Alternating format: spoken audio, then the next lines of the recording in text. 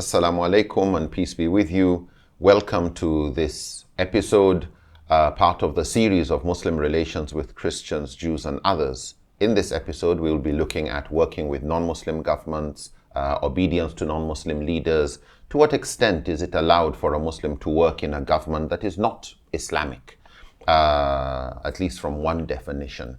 To what extent is it okay for Muslims to work in the government of Darul Ahad or Darul Sulh, a country with constitution where rights are protected, but it's not an Islamic state? How acceptable is this from an Islamic jurisprudential point of view? Is it halal or is it haram? I am your host, Muhammad Nuruddin Lemu, and with me to discuss the topic of today are two of our distinguished facilitators in this area, Sister Halima Ahmad and Brother Ibrahim Bello. You're both most welcome. Assalamu alaikum. Wa alaikum assalam.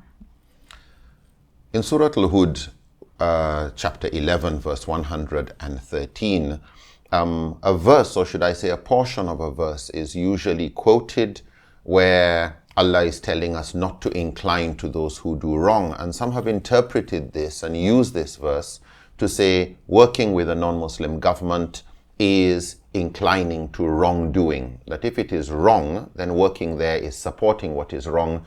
And some have various implications that you're either sinning, or some would even say you are even not a Muslim for that reason. How have scholars understood this verse and this subject, Sister Halima? When it comes to the understanding of verses of the Quran, one of the basic principles is the understanding that every verse of the Quran has its sababul nuzul, the reason behind the revelation, and every verse of the Quran has the context behind its revelation, and every verse of the Quran should therefore be understood in line with its context. Also, when we look at some verses of the Quran, if we just take that verse alone, it would either not be in line with the spirit of the Sharia as we know it, or it would be contradicting some other principles of the Sharia. So when it comes to addressing things like this, we should not just look at one verse or take a verse in isolation, but look at the preceding verses.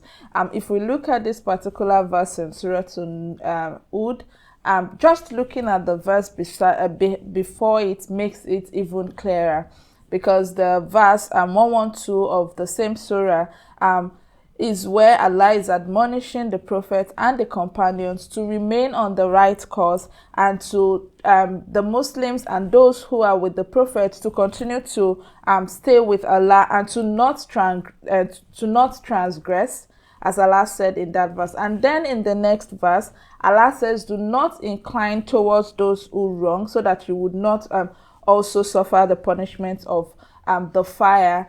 And when we look at the understanding of scholars of tafsir about this verse, for example, Ibn Kathir mentioned that in the first verse, Allah is commanding the messengers and the believers to stand firm, because that is what would help them become victorious against their enemies. It should also be understood that these verses of the Quran were Meccan surahs, and it was revealed in the context of hostility between the Meccans and the Muslims. And so this was not a verse that was revealed in a time of peace. And so that context, that background is there, that Allah is telling the believers to remain firm, to remain steadfast, and to continue to persevere, even though they were being faced with hostility. But they should not incline towards the non-believers, and even when they have to defend themselves, they should not transgress.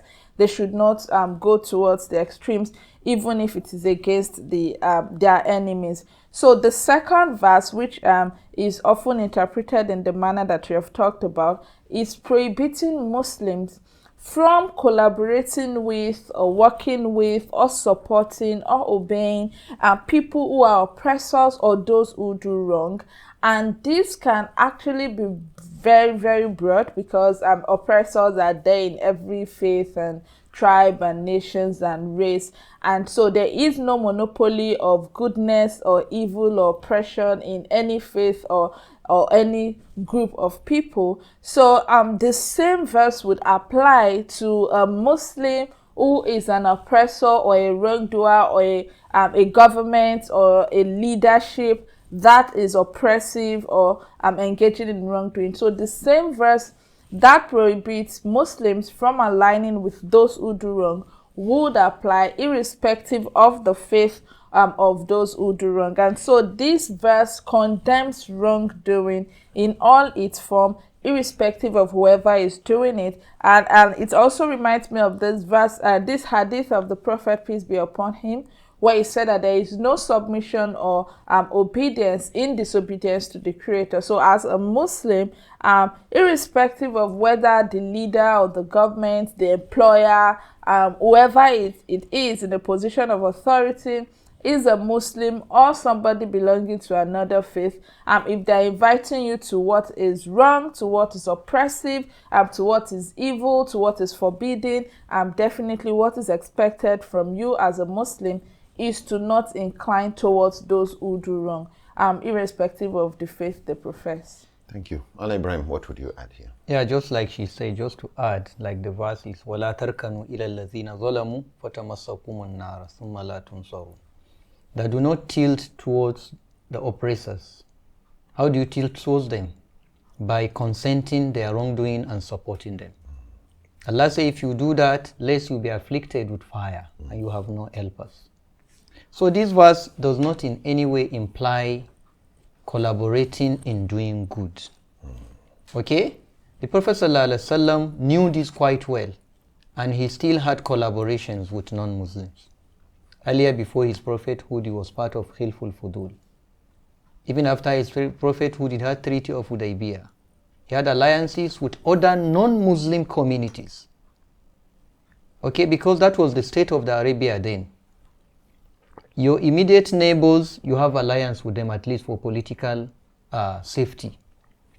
In spite of the fact that they were still pagans, idol worshippers, burying their young daughters alive, taking alcohol, involved in riba and all sorts of crime. But then that did not stop the Prophet ﷺ to overlook that when it comes to areas that they can collaborate in achieving a common good. Mutual interests. Mutual interest. So I think what is important in essence is for us to understand that the verse is only warning Muslims and condemning collaboration and conniving with others in their evil acts. Okay, if you do that, of course, Allah will punish you. But that should not be a justification in any way to say you can't support or work in a non-Muslim government or the non-Muslim organization on what is for the common interest or mutual benefit. Allah Allah.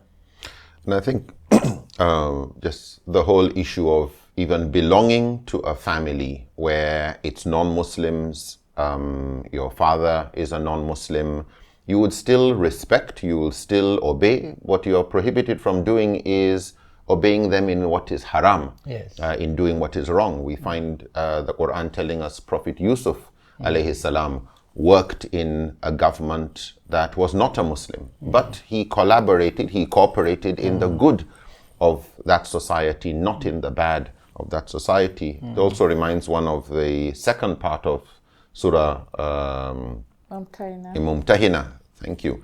In Quran chapter 60 verse 9, where the first part is telling you about how Allah has no problem with you relating with birr, with goodness and justice to those who have not been hostile. Yes. They've not fought against you based on your faith or driven you out of your lands. But then the second part is saying, for those, however, who have fought you on account of your faith, has driven you out of your lands, collaborated with others in doing the same, it is these that you do not turn to in cooperation. You know, whoever does that, then you're also supporting like you're one of them. So I think this issue of the context of the verse, very important. Yes. What about a society where you find yourself with a leader who is oppressive, a leader who is tyrannical, he is unjust, and you work in the government and you find this is the person who maybe was a nice person when he was elected or nominated, but gradually this person is becoming tyrannical. What are the options for Muslims in that society? Yeah. obedience to leadership is a must. As long as he does not command you to do crime, he doesn't invite you to evil or sin. And if you do that, you have fulfilled your own rights. The Prophet ﷺ will encourage that. In a hadith, Sahabas, the Prophet was telling them of what is to happen in the future. That you have leaders, then you will have rulers, then you will have tyrannical rulers and oppressors. And the Sahabas said, shouldn't we rebel? He said, no. You fulfill your own right of obedience to them. And you seek redress on your own with Allah. Okay. Now, so, the Prophet in another hadith will say that, وَسَمْعَ وَالطَّاعَ وَإِنْ تَأَمَّرَ عَلَيْكُمْ عَبْدٌ حَبَشِي. He was encouraging and stressing on this issue of you must obey leaders. Whosoever he should be, even if he's a slave from Habasha, meaning a black, because Arabs have this superiority and feeling of black, you know. He said, let him be anybody. As long as he does not invite you to sin, you obey. You may have a leader who is a criminal, who is bad, who is tyrannical. We have that precedence in history. Hajjaj ibn Yusuf al-Thaqafi, okay, killed more than 70,000 people while he was the leader. But Muslims still obeyed him as a leader. But of course, not obedience in crime. I think the issue of don't obey leadership is only if it is in the sin. But any other instruction given by a leader, not because he is bad, but what is the intent of the instruction? What does the injunction serve to fulfill? And refusal is actually disobeying Allah, because Allah says, Ati'ullaha wa ati'ur rasul wa ulul amri minkum. Ulul amri minkum, here Allah did not use special power for them, because their obedience is subjected to that of the will of Allah and the Prophet. So as long as the obedience is not in ma'asiyah, in sin, then that obedience becomes necessary. So the verse is not in any way, or there is no any support in its precedence in Islam to show that Muslims should rebel or should hands off because the government is bad. It is better to have a leader who is tyrannical than to live in anarchy. Allahu Alam. So on one side, there's the concern for social order. Yes. But at the same time, there's where the leadership is trying to do injustice, it's trying to do wrong in some areas. Yeah. And those areas where wrongdoing is being perpetrated, those are areas Muslims do not support. No, don't support. But if the leadership wants you to make sure there's electricity, make sure the water supply is doing well, make sure the borders are safe, those areas are not in obedience, in disobedience. Yes. Halima, what would you add? Yes, in addition to what Malam Ibrahim has said, I also recall that it's a hadith narrated by Udayfa bin Yaman, where the Prophet was telling him that there will be leaders after his guidance who will not adopt the Prophet's ways. So there would be leaders, there would be Muslims. He even said they would be among the future leaders of Muslims, men who would have the hearts of devils and the bodies of humans. So these are very, very tyrannical rulers. And then Hudayfa asked, were I to be present at that time, what should I do? What should we do if we happen to live at that time? And the Prophet said, you should listen to the leader and you should obey. Even if your wealth is being snatched, even if you're being flogged, you should listen and obey. So basically, as we've mentioned, we see that the Sharia is really concerned about preserving security and social order. And because of this, it is better to listen and obey to a tyrannical leader, to an oppressive ruler, in order to protect that social sanity, than to rebel and throw the entire community into confusion. Of course, as it has been clarified, those things that are specifically, of course, we know that oppression and injustice is not also in line with the objective of the Sharia.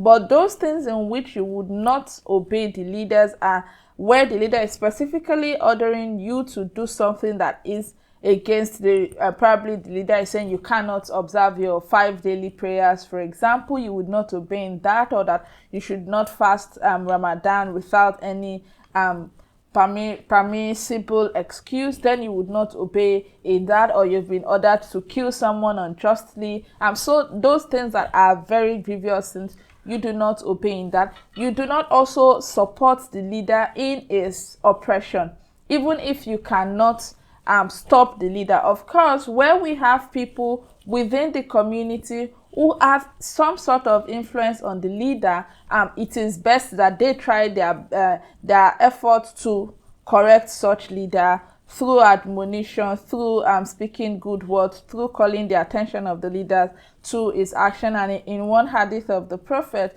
he actually said that one of the greatest jihad is to speak truth to a tyrannical leader. So it is not as if where we can do something about the oppression, the corruption, that we do not do anything about it.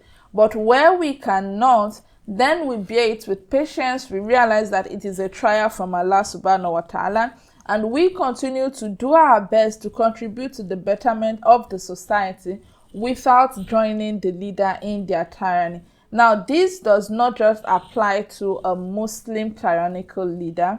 The same thing would apply to living under the leadership of a non-Muslim government, in which case the leaders or the leadership might be doing some things that are not in line with the injunctions of the Sharia, simply because it's not a Sharia state or an Islamic state. And in this kind of situation, that doesn't mean then we stand aloof, we do not support, we do not contribute to the society because the leadership is non-Muslims and they do these things, that, or they accept some things that are not acceptable in Islam. That would also be wrong, because that is not what we learned from the Prophet and his companions. What we learned from them is that they lived in societies under non-Muslim leadership, for which the non-Muslims would be doing some things according to the dictate of their own religion, and which might not be in line with Islamic Sharia, but that did not stop the Muslims then